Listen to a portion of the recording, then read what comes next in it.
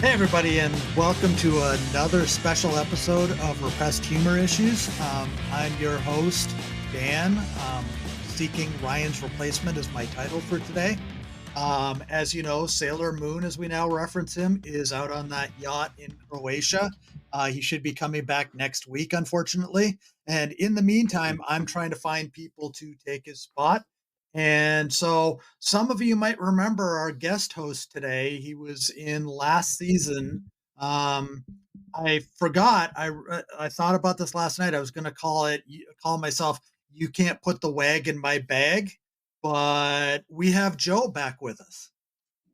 The Wagbag is back. Yes. Now that Ryan's not here, I apologize in advance for everyone's ears for the next 60 minutes. Well, see, this is I talked in our last episode about this. We're trying something very specific here. We're trying to do something that's never been done, and that's get a negative NPS score. So more people leave than have ever signed up to begin with. People will actually not get Spotify because of us. That's our Peop- goal. People will actively try to not recommend actually the opposite of not recommend. They will actually actively try to tell people not to download this podcast. Yes. And that way my end goal in this is to blame it all on Ryan. I like this. I think it's a good strategy. Yes. It's And kind of and like it forfeiting. and the fun part is we're succeeding. So Do you actually have any stats on this? I would love to see the downward trend in whatever graph there is. Uh, the stats on Spotify and Apple are not great. We know we have more people that are listening than the stats say are actually there. Just Mhm, based mhm. off of Ryan's family members seem to really enjoy him getting mutilated on air every week. So I don't trust the stats. Um, and I'm not even sure if they count the stats of the people that actually go to the website to listen to this. It's really weird the way that the stats work in this industry. But I mean, whatever the stats are, the lack of people listening to this show on a regular basis is purely Ryan's fault, no matter what he says about it. And I realize he's not here to defend himself. That's why we're saying this. But it sounds like he's actually supporting the overall strategy of having the worst podcast possible. Oh, so now you're saying it's the worst podcast? I just said people didn't want to listen to it. I didn't say it Well, it's was a the worst. journey. That's I It's a mean, journey. You have goals, right? but I really don't like you saying that we have the worst podcast ever. I prefer to say it's just people don't want to listen to Ryan. There's a difference Yeah, because people yeah. want to hear what I have to say. People actively do not want Ryan's participation. That's what I'm trying to prove. I don't think that'll be too hard to improve. I will say, it is a highlight of my week getting the pop up on my phone with the new episode and whatever ungodly title you've chosen. Yes. We've actually gotten this down to an art form where we're using alliteration in every single one. It's always 3 words. Last one, it just posted a few days ago was ruining Ryan remotely. Um, Oh yes, yes. yes. So, the fun part about that is normally Ryan gets a say in those kinds of things. We iterate on it after we've recorded the show. We pick something from it. I knew that's what I was going to call it before I even recorded it. And Ryan has Seems no input. appropriate. Ryan has no input because he's out playing with the seamen out on that yacht. So Literally, what is he doing? He's never coming back, is he?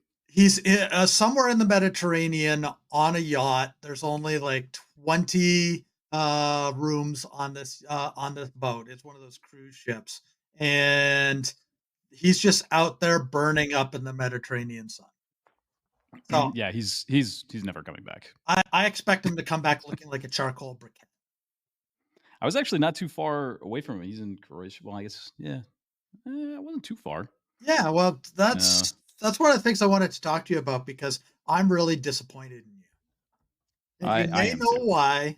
Well, you're constantly disappointed in you, but um you sent me a picture talking about Mount Etna when you weren't really on Mount Etna in the picture. And I'm disappointed that you didn't actually get a picture of the active volcano with you sitting looking over at the lip at the burning cauldron down below.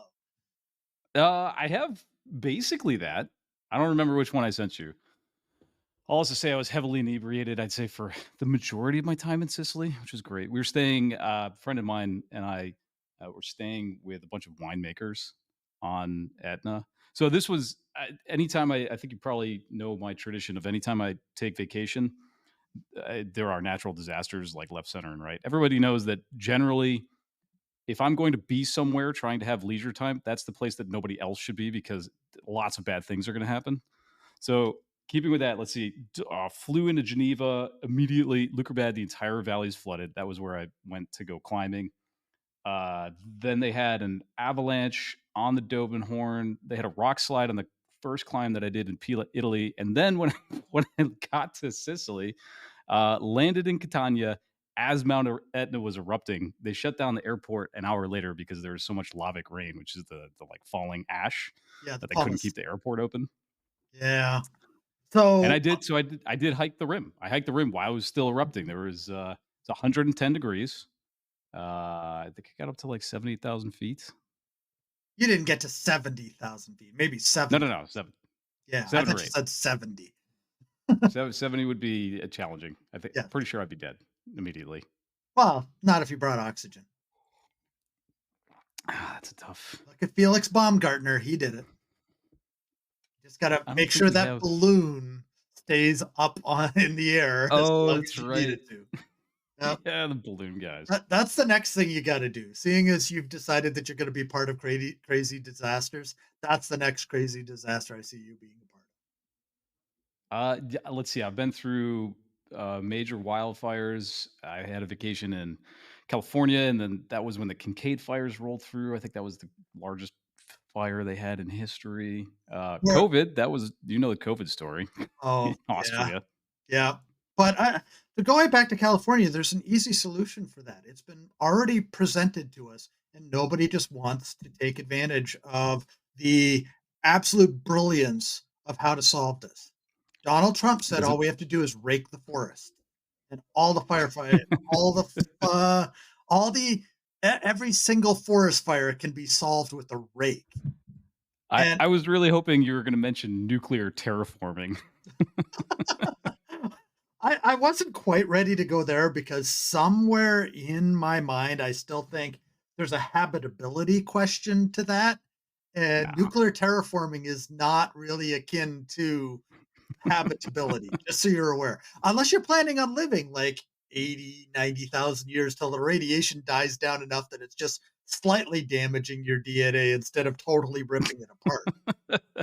I'm actively damaging my DNA anyways. But Is that just with the this was amount of that. alcohol that you're drinking or Yeah. Yeah, that amongst other things. yeah. It's a goal. Yeah, see, Joe told me when yesterday that he was going to be hungover when he came onto the show. He already knew yesterday. And I was thinking of what are all the loud noises that I could just pipe through this, but unfortunately, loud noises don't really work well. So, not through this microphone. They tend to just peak out and they start clipping and that sort of stuff. So, you're lucky, Joe. I had plans, but the best plans were ruined. You'll be glad to know though that I got more than that on the way here. 20 minutes of walking and I walked right by a Puerto Rican festival. There's a section here that is literally called Little Puerto Rico, and then they have this annual festival, and they are blasting music. It is shaking the ground out there. It's, Yeah, it's fun.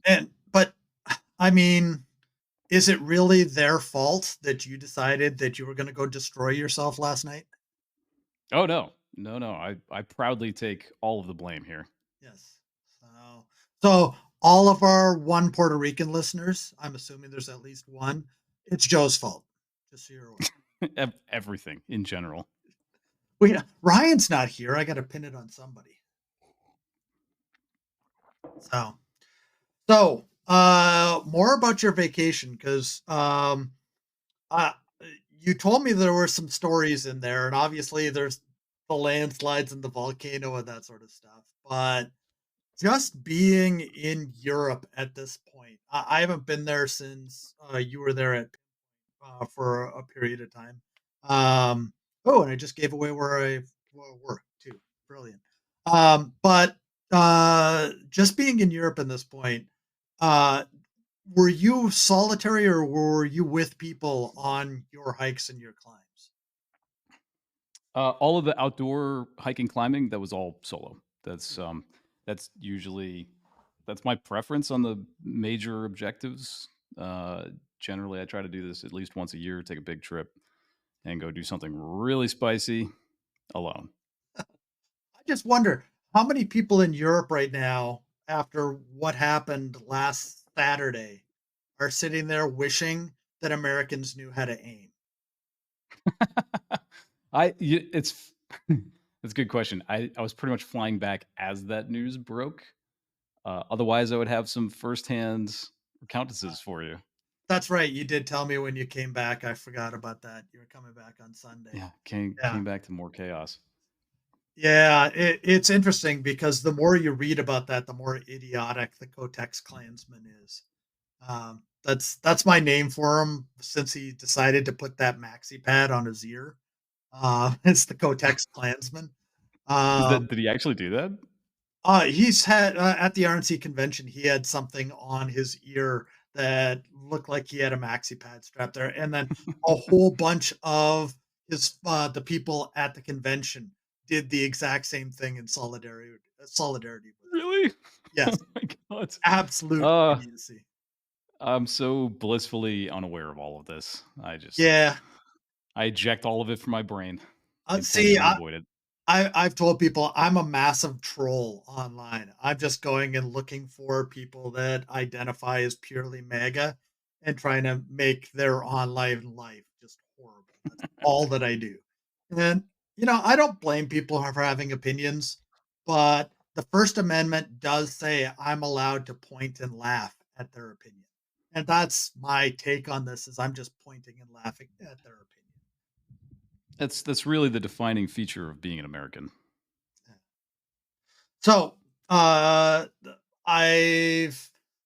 gonna shift us in a slightly different direction here. I did this with our other special guest, Cole.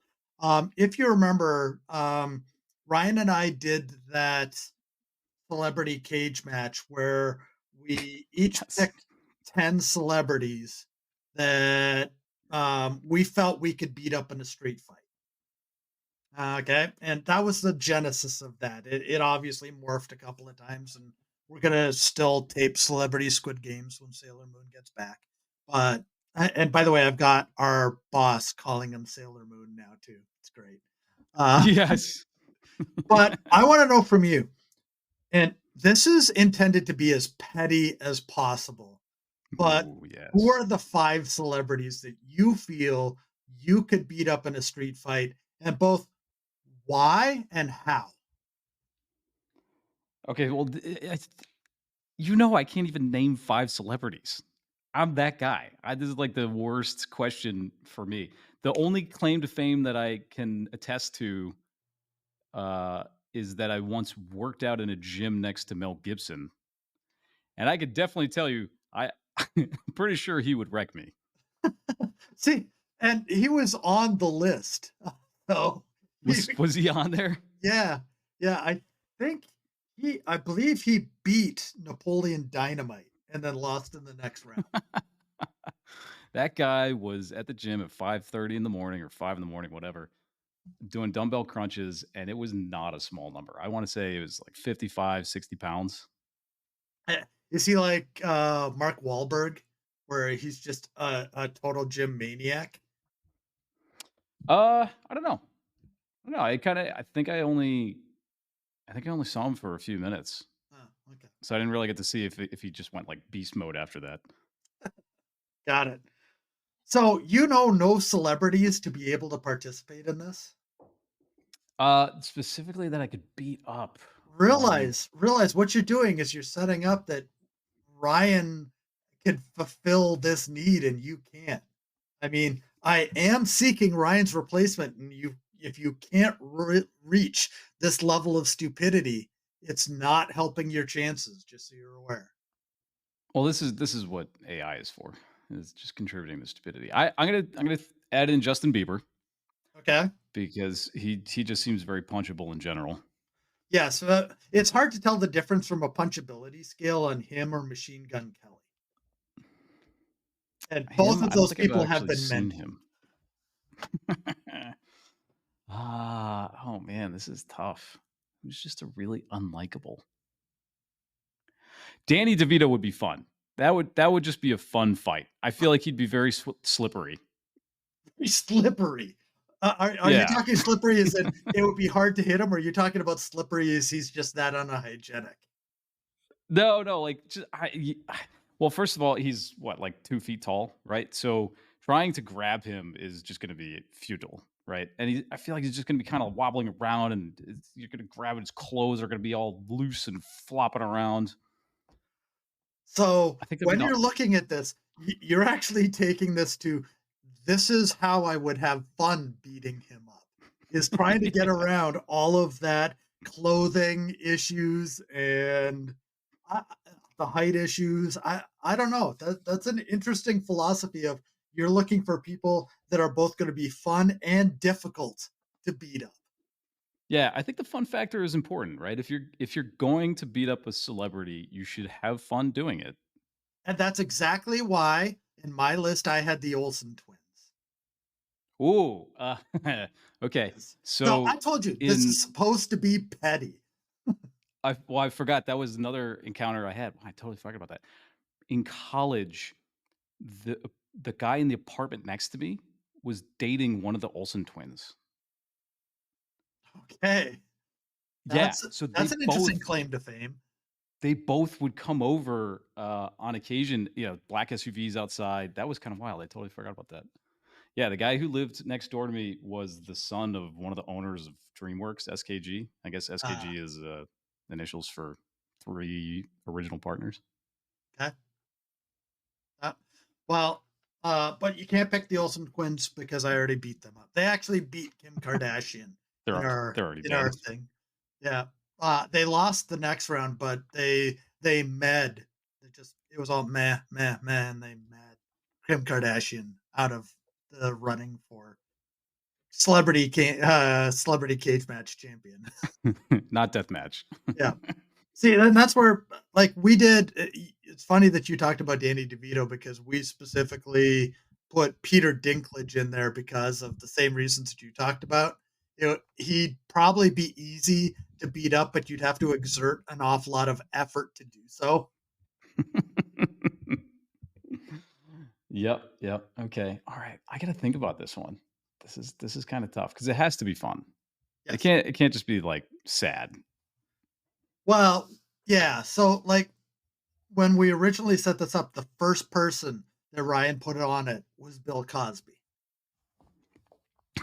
Oh, yeah, okay. Yeah. So, I mean, we thought long and hard about this. We had long lists that we pared down and then had to build back up to do the 32 celebrity list. And, Mhm. then when we did the celebrity squirt games version of this that we're trying to run this year. And yes, that is Brian's term because he didn't want to get sued by Netflix for using their name for it. So he came up with that. But there's only a couple of people that we doubled up on it. It's amazing how many people we want to see hurt. Yeah, I feel like the list, if I thought about it, I could probably come up with a decent list, but it would still be pretty short because I just don't know that many celebrities.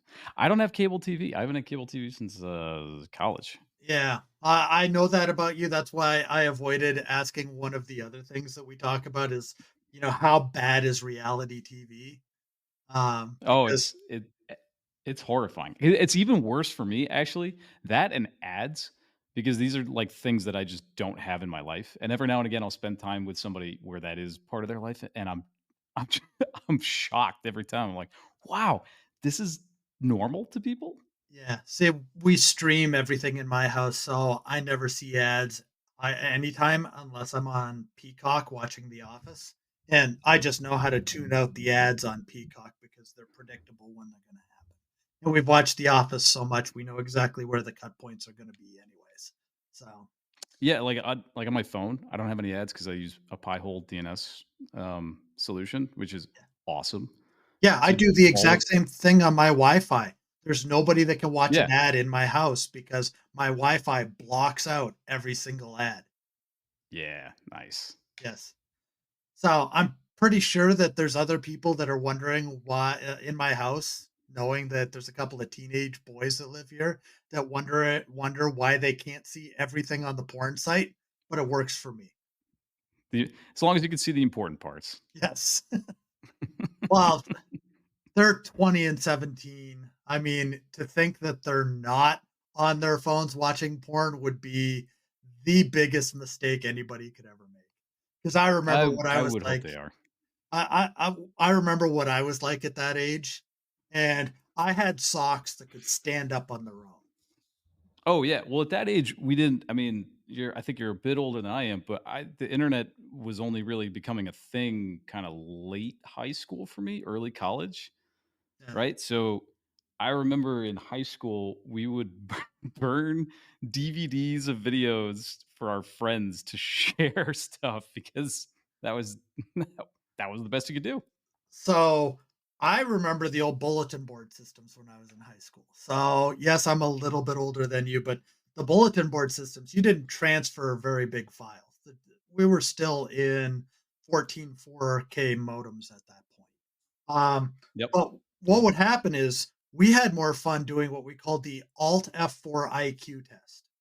What you do is you'd put a document up onto the bulletin board that said, "We're gonna. This is how you take the IQ test. Start by pressing Alt F4." And anybody that knows anything about Windows knows that's close the window. So it would Yep. shut the person off. It would close down their entire session, and then you see them log back on, go back into the exact same document, and Do it then again. drop off again.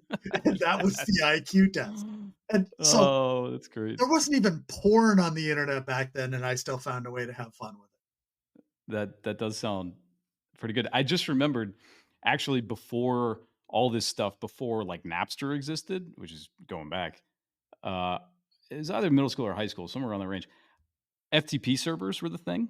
Yes. That was kind of like that was the way that people would discover and share things. So there would be some aggregator websites that you could go to that would just list publicly available FTPs, and sometimes they'd have logins, right, like a guest login or something like that. Yep. And I discovered this as a thing, and then I set up my own FTP server.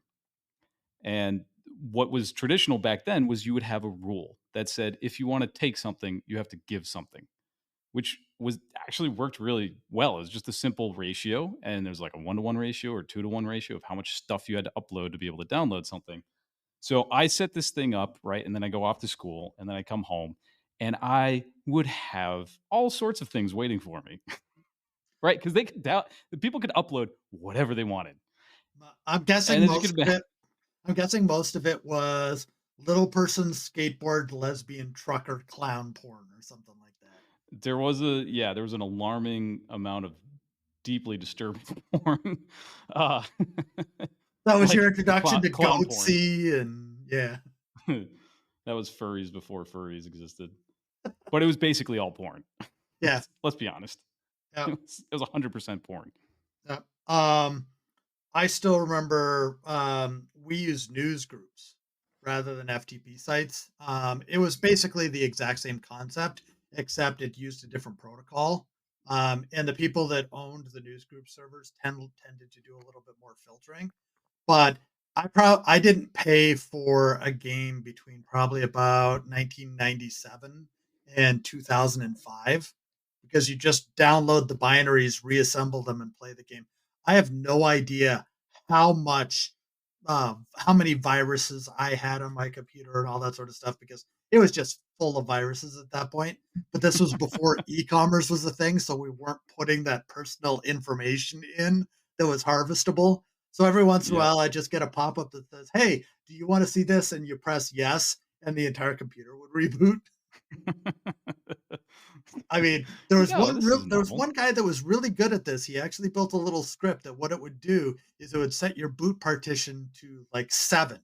Just change that value, and nobody has a boot partition of 7. So your computer would just restart and then couldn't go anywhere because it never had a boot partition it could actually work from. Yep, yep. That's pretty Yep, crafty. yep. So, It's but basically what I forget the company that just took down the internet. What they CrowdStrike. just did. Yeah, CrowdStrike. Yeah, I saw a couple of interesting things.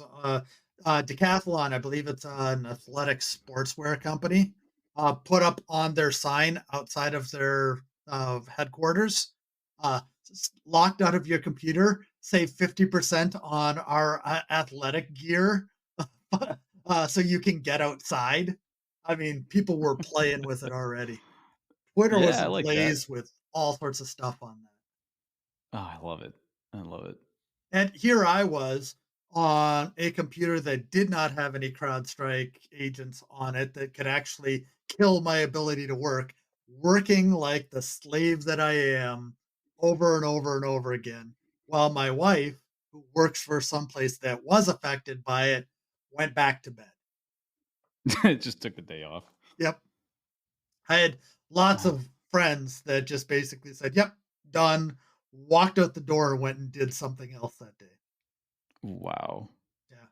I, So I guess time off does actually still exist. I've thought about that too, right? How like snow days don't really exist anymore, right? Because now we salt the roads. We didn't do that when we were kids.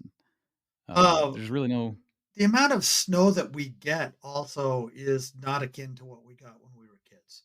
I remember until it was over a foot and a half, they didn't cancel the buses on the road when I was growing up. Okay, and you almost had to bring a shovel with you to get to the bus stop, and the bus would still be showing up. It would be like 2.5 fucking hours late.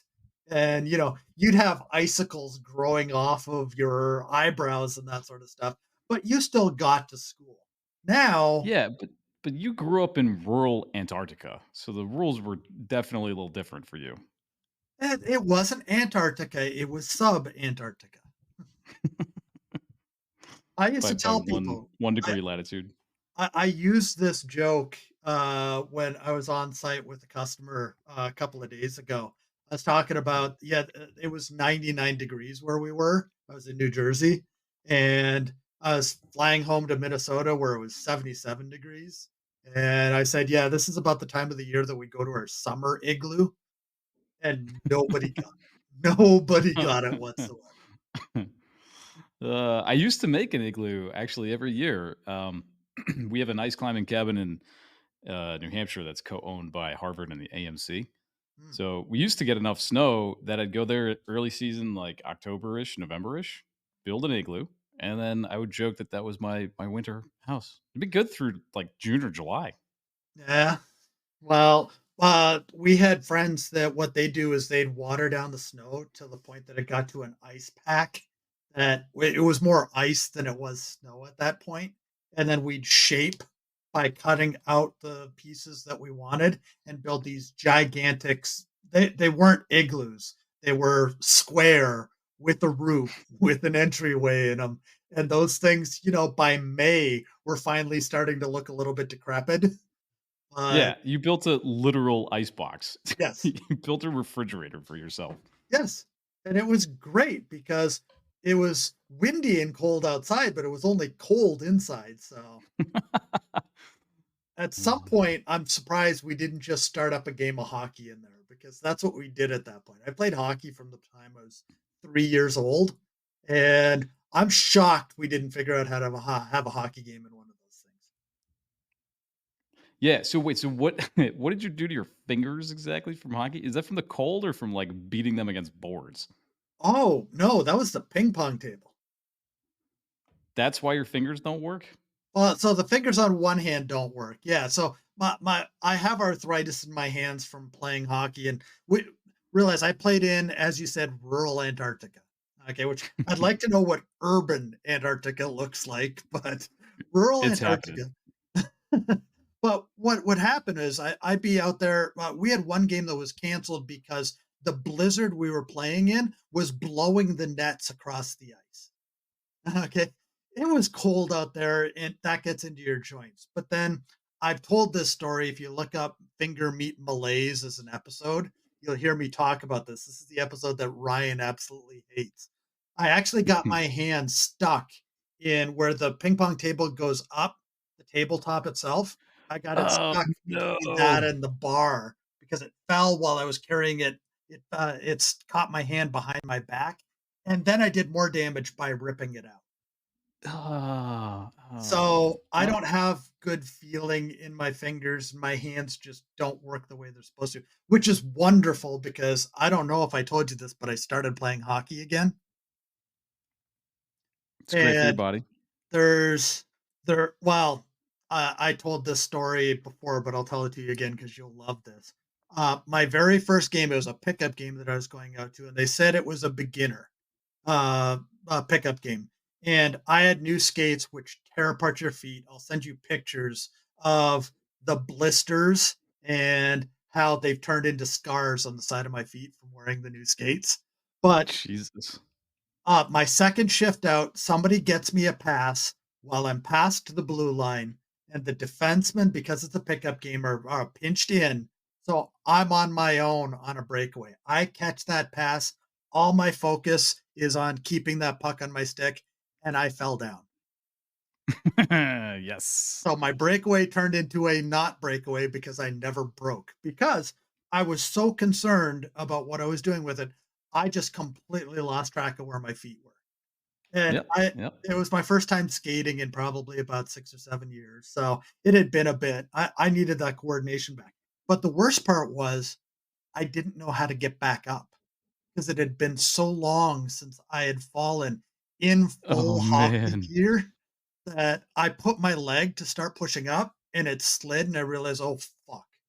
So now I'm the old guy at center ice that just fell on a breakaway and can't get back up. I was waiting for them to call EMS. It was 20 seconds. I swear. Now, it was probably, 6 or 7 seconds, but in my head, because of how embarrassing it was, it felt like it was 20 to 30 seconds before I stood back up and skated off.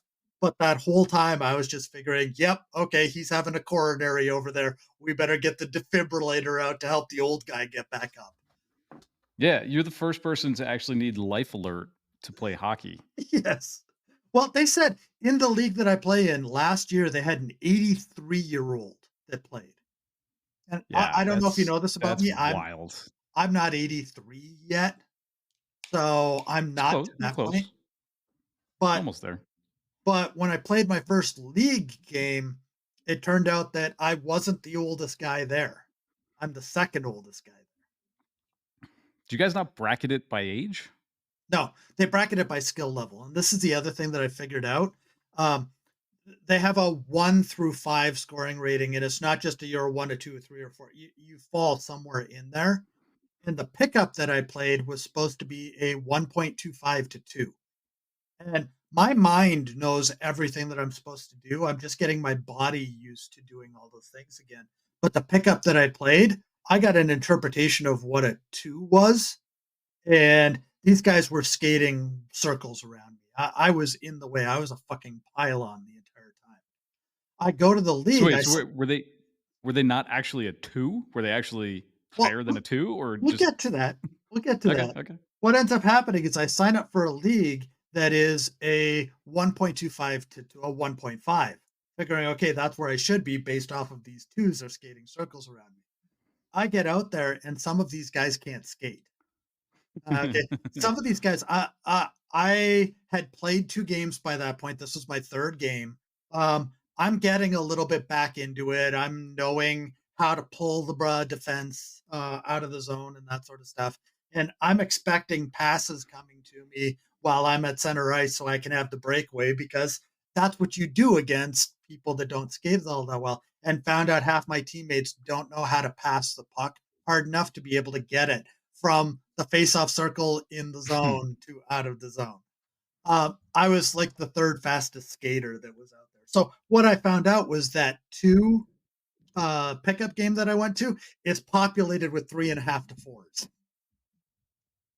So I'm now in a league that's way below me. But what ends up happening is it's really hard to play in that league because I move too quickly through passing lanes because I'm Yeah. expecting people to know how to put it off the kickers on the bottom of the boards.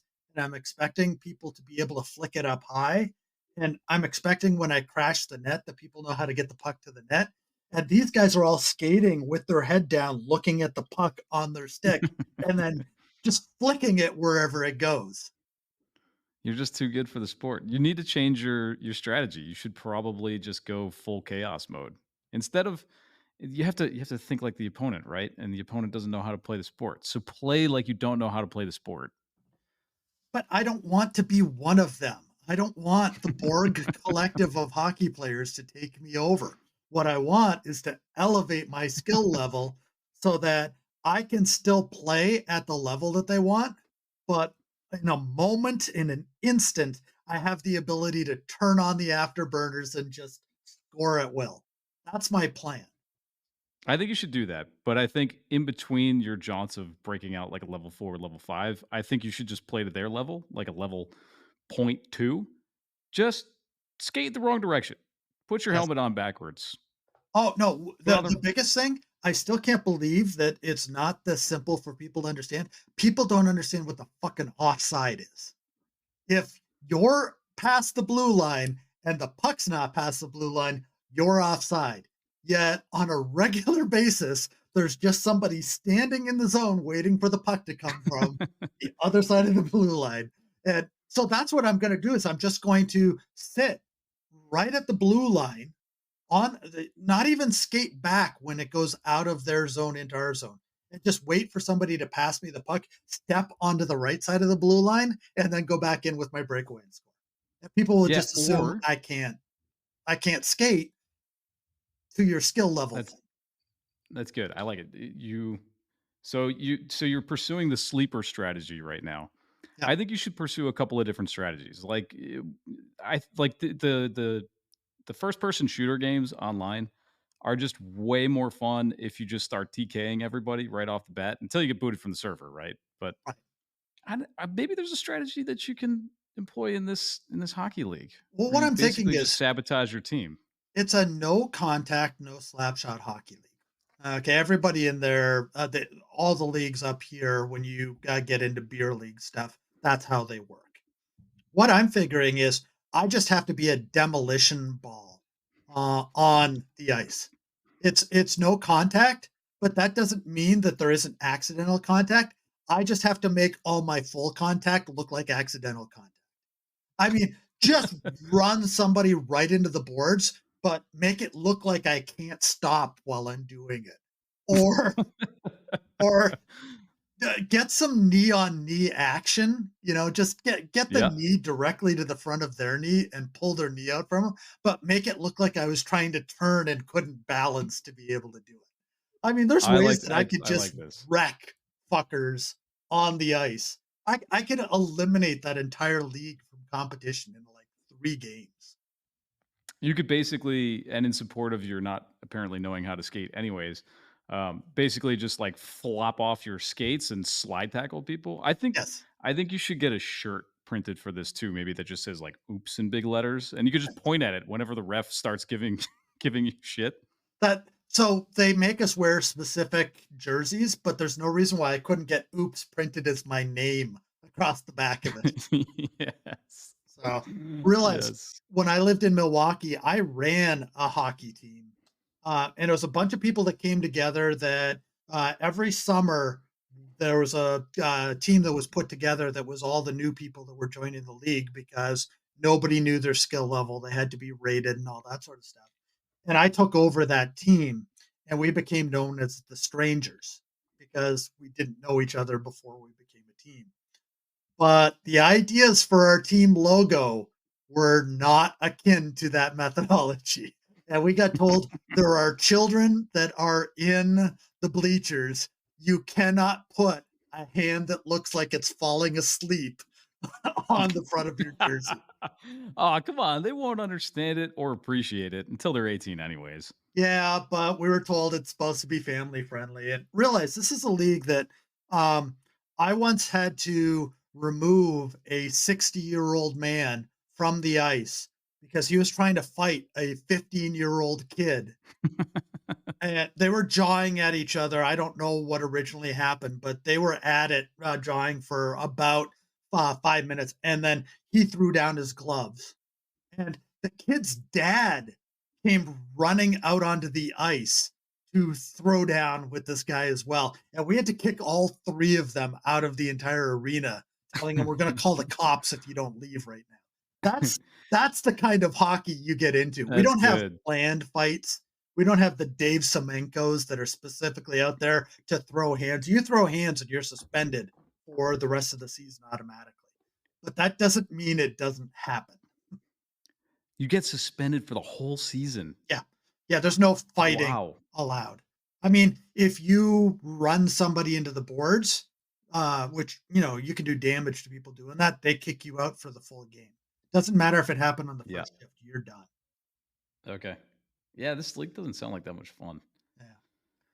Well, I I can make it fun. I mean, these are the things that I've got to do. I've got to figure out I'm not allowed to take a slap shot, but how can I make it look like I'm just my wind up is me being unbalanced and peg people in the head with the puck?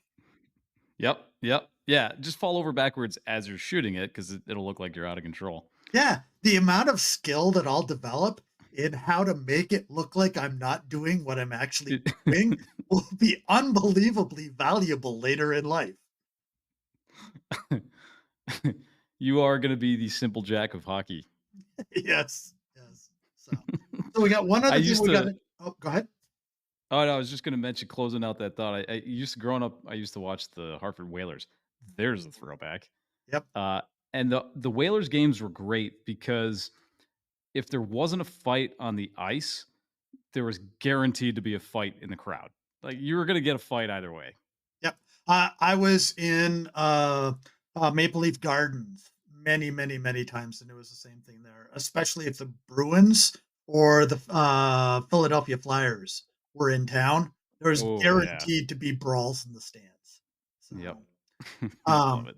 so I'm going to switch us topics here because you mentioned this a little bit before. I've kind of side mentioned this on air, but nobody knows it's you that we're doing this with and a couple of other people.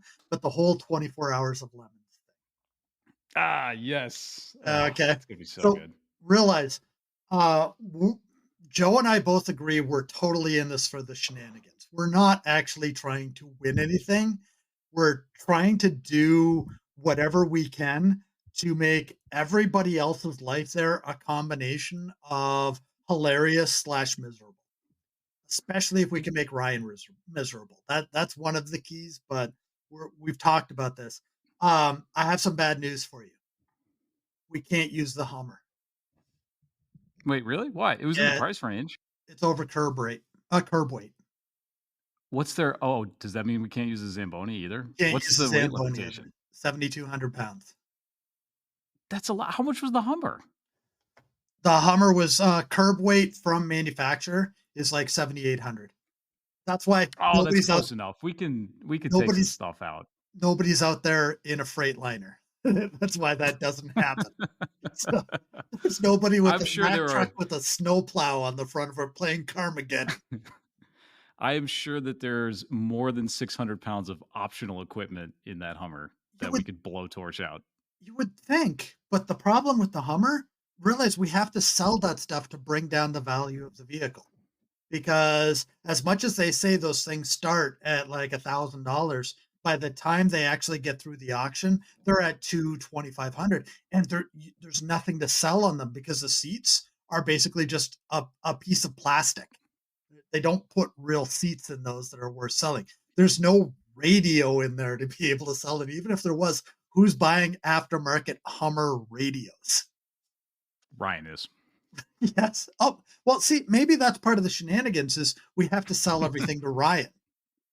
Ryan, more specifically, Ryan has to buy them, Yes. So whatever price we're selling them for.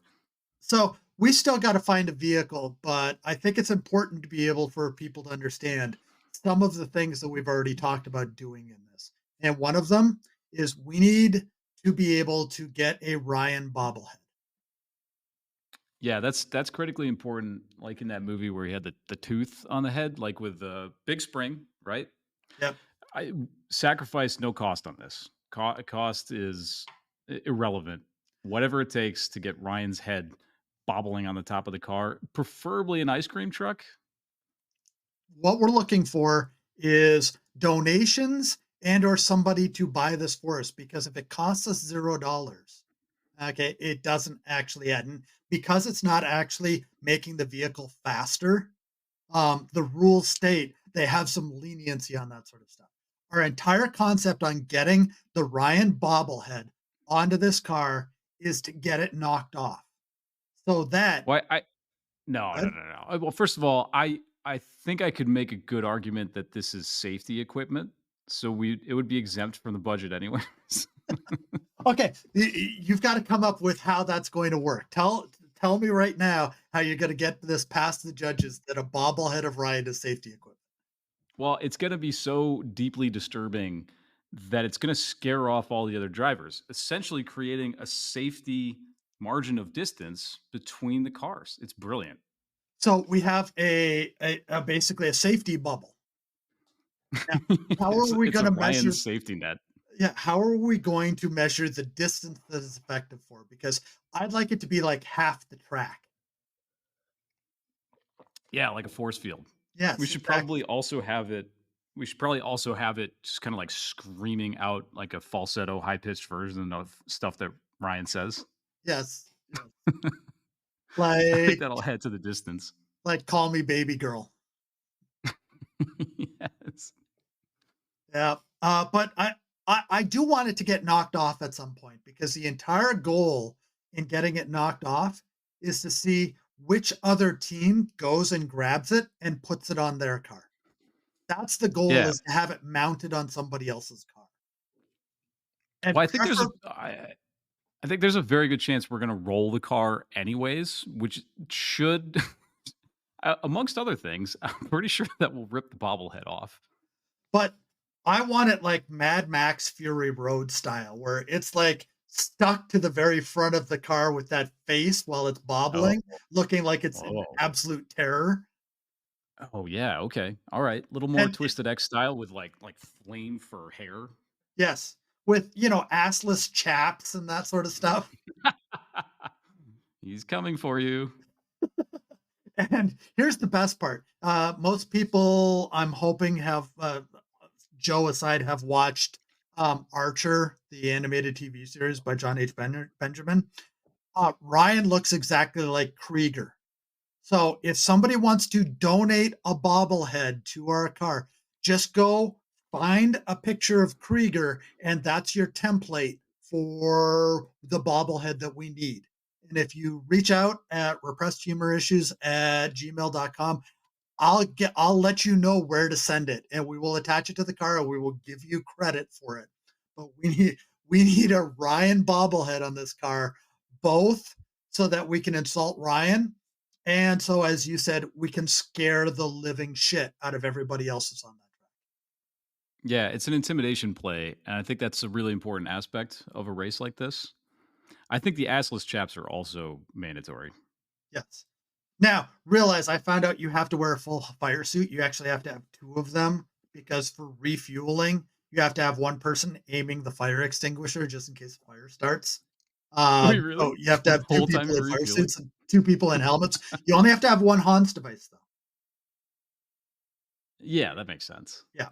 So everybody can reuse the same Hans device. But um, um, I mean, if we can find a way to get fire suits that look like they have assless chaps, and everybody's name across the back of their fire suit should be Ryan, I think that Yeah, would work. yeah. Oh, yeah, okay. Because Alright. my other I like that. idea, I floated on the message boards our other idea for our team name, and they said it's just not going to fly. Oh, Do you yeah, remember that's what it right. was? Yeah, I vaguely. Yeah, I I've was actually mentioned it on surprised they this. said no, though. I mentioned it on the show before. We were going to call ourselves the Tranny Fluids, just in honor of Yes. Ryan, and they said no, that's not going to fly. That there is some family friendliness to this that apparently we have to maintain. That's your idea of painting the entire car in dicks and tits. Just not going to fly. What about just dicks? Well, I'll tell you what. You go Just ahead balls. you go ahead and paint them on. I wanna see you get lifelike accuracy in the dicks that you paint on that car, whatever that car ends up being like, and then we'll decide if it's worthy enough to go to track. I think you'll be impressed. Oh, we did. Do you know glass chalk? You familiar with glass chalk? No. You know it. You just don't know the name. Whenever you go to a car dealership back in the day, and they'd have a car out front, and on the windshield, big numbers with the Oh, price, yeah. right? Like 99. That's called glass chalk. Got You it. can go get this at Walmart for like $2. They come in a bunch of neon colors. And this became a way that we would fuck with each other in high school. We go to Walmart, we'd buy a bunch of glass chalk, and then we glass chalk each other's cars, which started, of course, naturally with just like doodling some phrase or something on somebody's windshield. That escalated then to, of course, drawing enormous dicks across people's windows and windshields. This is at school too, right? So like they'd come back from class to find their car like this. Uh, then it escalated to literally glass chalking the entirety of all of their windows, so the whole thing is just like opaque and you can't see anything when you drive. And then let's see, and then one guy in our class decided to join this, but he wasn't really a car guy. He just like saw what everybody else was doing, so he drew dicks all over this other guy's car. It was a really nice car, except he drew it on the paint too, not just on the glass. Yep. And it turns out glass chalk doesn't come off the paint on cars. Yes. They It's like had to take it to the insurance company had to take photographs of this car that's covered in dicks and explain that that was the reason that this car was being totaled because it would have cost too much to redo every panel on the car. yeah, well, we found out very early that if you take brake fluid to the paint on any car from the 80s or 90s, you could imprint into the paint whatever you want. It literally would bubble the paint. So you could put all sorts of stuff Ooh. on cars. So my favorite though was I always had a specific parking spot where I parked when I was in high school. Everybody knew it was my spot. And one of my friends took my parking spot one day. And it pissed me off because you know how OCD I am. Okay, it Oh pissed yeah. me off that I didn't have my spot because now I had to park on the other side of the parking lot because there was no parking anywhere else because I parked in my spot. So I made a very nice colored sign that said, "I'm gay, honk if you are too." And he had backed in, so I put it to his tail hitch. Sorry, to his Yep. uh, God, the Like his rear plates. oh, sorry, I lost you there for a second. Yeah, but anyways, I got you. I taped it to this and, um, not realizing it was a Friday, him and one of my other friends got into the truck and were going camping somewhere about 120 miles away, and they could not figure out why the whole way people were honking at them. And Oh, that's good. it was my perfect revenge. That's But good. realize we played shotgun to a level that we had a set of rules that were unbelievably detailed on shotgun. Like you couldn't Like just call what shotgun. duties you had to fulfill? No, no, no. When you could call shotgun. Okay. Everybody going in the vehicle had to be outside of the building you were leaving, and the door had to be closed before you could call shotgun. The building door or the car door? The building door. Oh, ours is just Okay. you have to be able to see the car. You and the driver, who's the person that you're essentially claiming the shotgun from, you and the driver have to both be able to see the car. No, see, we couldn't do that because that just started fights because people would call shotgun when there was no way they could have seen the car. We became much more absolutist about this. This led to fist fights. I mean, the shotgun was a big deal because I drove a 1984 Econoline panel, and in Wait, my Econoline, what is that? The van? the panel van, yeah, like Yeah, the that was like the conversion van, wasn't it? yeah, that's what they turned into conversion vans. Yes. I just had the Oh my god! non-conversion version of it. And what happened was I had 4 captain's chairs in that thing and Yeah, nothing else. So everybody was calling shotgun because they were trying to, in order, get those 3 seats. Because if you didn't get those 3 seats, you were sitting in the back. And there's nothing worse than trying to drive with me because of how aggressively I drive when you don't have a seat belt and or a seat to be able to sit on. And I mean, one time, and I really hope to God my mom never listens to this. I had 22 people in that thing with only the Oh, 4 man. chairs. If we would have That gotten pulled chassis over, that chassis must have been riding so low. Were oh, you not rubbing the wheels on the wheel wells? well, realize that was essentially a 3/4 ton truck chassis they Yeah. had on that. It was meant to handle the weight.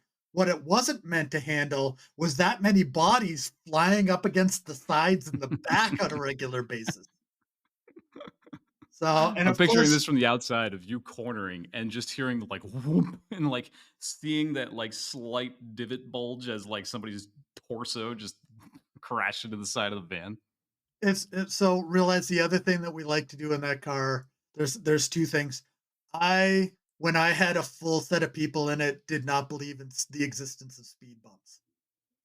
So that was always fun because the front of the car doesn't the weight of the motor, the motors back in those days were fairly heavy. They were iron blocks. So you go over a speed bump, it doesn't do much, but the weight in the back is just tossed all over the place.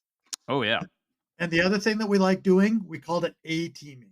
Whenever you were going around a corner, the back of the van had to be hung out until you got it straight again. You couldn't go around a corner just peacefully. You had to go around drifting that thing as far as you could. So That was it really helped with the weight in the back of the vehicle to make that thing drift. But I don't yeah. know how many sets of tires I went through just from learning how to A-team on that vehicle. Yeah, you gotta let the air out. So we did this too. The rule was, you're usually driving your parents' car and you're driving, like, whatever left over. You probably don't have a car yet, so you're just driving, like, whichever parent isn't using their car for the day, whatever. So, like, inevitably, everybody was at some point driving a minivan. So the rule was if you had a minivan, basically that, right? Like, you had to drift the minivan. We had 2 entrances to our school, and everybody would race in and out. It was the most absurd thing. But it was absolutely hilarious to watch because you would know all of your classmates' various cars. So, like, you might see a familiar car and just, like, all of a sudden it's on, and somebody's probably going to die trying to race the last quarter mile into or out of the school.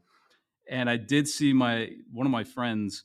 I'd come out of one exit, he'd come out of the other, and he saw me and just gunned it. But I think he forgot that he was driving his mom's minivan that day. So as he's making basically a right angle hard turn, fully floored, managed to get 2 wheels off the ground, not like the front or back wheels, right? Like the side, like he almost rolled this minivan.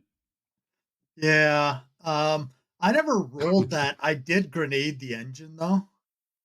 So I'm driving down the highway trying to see how fast I can get this thing to. And I was in Canada obviously at that time, so the speedometer only went to 140 kilometers an hour. And I had that thing pinned so that the needle was actually touching the pin on the other side by 0. Okay, I rounded it. It couldn't go any further because it was hitting that pin. So My just some rough buddy maths, right? So like 84 is the max on your speedometer, right? Yeah, If so I I'm I doing think I did that right. probably another 20 miles an hour faster than that in a I'm sh 1984 three-quarter ton panel van. And with tires probably rated to go 60 miles an hour. I have my best friend at the time in the passenger seat. He has his feet up on the dashboard, just ready for the impending doom when the vehicle decides it's going to go off the road. He's just braced for impact at that point. So I did some damage to the motor. I knew I did a little bit of damage, and I didn't want to tell my dad what I had done.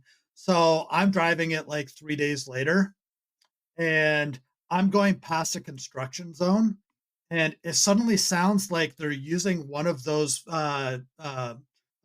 jacks in the Jackhammer. van, the jackhammer in the van, and I'm trying to figure out where's that coming from. While I'm trying to go uphill and realizing my speed is coming down, and no matter how far I push down on the accelerator, I'm not going any faster. I'm still going slower. So I crested the Did you hill, let it roll, and got over into a parking lot. did you Right? break a piston rod? Oh, I did more than that. There was a chunk of the block that was shattered off. The I, block? the The block was piston, probably like cast iron. the piston rod twisted inside of the cylinder, escaped the cylinder, and started pounding on the side of the block. Oh shit. Yes, Oh. I That didn't. okay, you I said didn't just. grenaded, and I was like, "That's actually pretty hard to do in a car like that." Did you actually grenaded that? Yes, yeah. They went and looked at it. It didn't just take out the motor; it took out the transmission as well. The transmission was seized. They found Damage. they found thousands of needle bearings in the bottom of that transmission. The oil pan, they didn't just find shavings; they found like literal parts just dropped into the Chunks. oil pan. So, yeah, when I grenaded that thing, I grenaded that so hard because I was probably doing about 70 miles an hour when I did that too. I mean, at that point, I was so young, I didn't really care about speed limits. I cared about I was going to my girlfriend's house at the time, but I was grounded for some other stuff that I had done. So I was supposed to be around the corner at my friend's house and couldn't justify why my parents were going to have to take a tow truck to be able to get my van from the 35 miles I was away from my house back to somewhere where they could get it fixed. Really quick came up with the excuses. Oh, well, yeah, but my other friend lives just around the corner and we were working on that project that I told you that I was supposed to be at Jody's house for. My parents didn't Did buy you actually have friends that lived around the corner? it. Or was Oh, that also made up? no. My girlfriend was the only person that lived within 10 miles of where I was. Oh So god. yeah. So, anyways, we're at time, unfortunately. Time got away from us a little bit here, but I want to thank you for showing up again. It's a much more pleasant conversation than with Ryan. Sad news, I'm still going to look for other replacements. You're supposed to take that as an I think that insult and throw stuff back at me and that sort of stuff. I mean, no, I think that's fair. I think all of us need to be replaced. Most likely, it would probably result in improvement. oh, see, now you're We could going. bump that viewer count from 2 to 3. That's a 50% increase. Think about that. Well, don't forget, we're starting at like a -2. So if we can It can get it, only go up. Wow. if if we can get it, so less people recommend against watching our show, that's the goal at this point. Not that we get to the point that nobody's recommending against watching it, just not everybody that watches it is recommending against it. That's the I plan. think you should actually circulate an NPS survey, and it should be very, very slanted, biased to strongly urge the user not to recommend the podcast. I could do that. We'll make our NPS score a net promoter is like 10, and it has to be a 10, and anything like that less than that is a net detractor. It just tells you to pick another option. It won't let you continue. Yeah, if you pick 10, it says nope. You've chosen poorly. So, believe it or not, I can do that on the website. So get ready, everybody. The negative people that are probably watching the show right now, there's going to be a survey online where it will be designed in such a way that it's going to be very harsh to us. And hopefully, you'll be able to give us some comedy gold that we'll be able to read some of these surveys afterwards. I'll work on that this weekend on the website. That is repressedhumorissues.com. Once again, I am not going to do what Ryan always does that pisses me off and tell you where you can listen to us because you're already listening to us, so you already fucking know. Ryan, yes, I'm calling you out on that again. And Celebrity Squid Games, I've said this for probably about 6 weeks in a row. We just had some AI issues with it wanting to be lethal in the fights. So we're having somebody write the fights for us. Neither Ryan or I will know what's in those fights until in those games until we actually release them, but we'll see all of you'll be able to hear the deaths of these people as we're reading them for the first time. So AI is not going to do it for us because AI sucks and won't kill people, but we found somebody that will. And with that, so I'm Dan. Thank you very much for coming out, Joe. Thanks for having me on the show. I'm so sorry to both listeners out there for the Well, last hour of your life. I think both listeners are probably on this show right now. So you're saying sorry to me, essentially, which I don't blame you Yes. for doing that. Yeah, I definitely owe you an apology on a regular basis. Okay.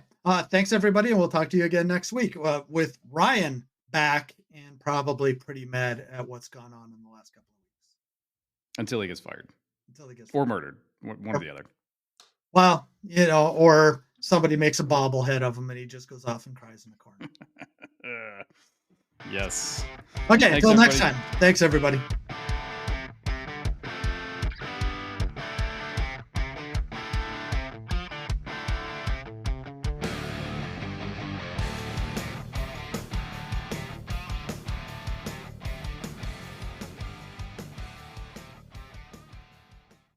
But I like the idea of just messing with Ryan's voice in the middle of it, and I'm not going to say anything. I'll Yep. just it'll be my way to be able to tell if he actually listens to the episode after it goes up, is if if he says anything about the modulation of the voice or anything like that. Well, it's even better if he doesn't listen to it. And, Doesn't know. You just keep doing this on every episode. yeah, but I just got to find that one spot. So I'll also know if he listens to the whole thing because I don't. I'll put it at the end the first time. I'll put it at the middle the second time. I'll put it at the beginning the third time, and just Oh see yeah. if he listens only to a certain point on it as well.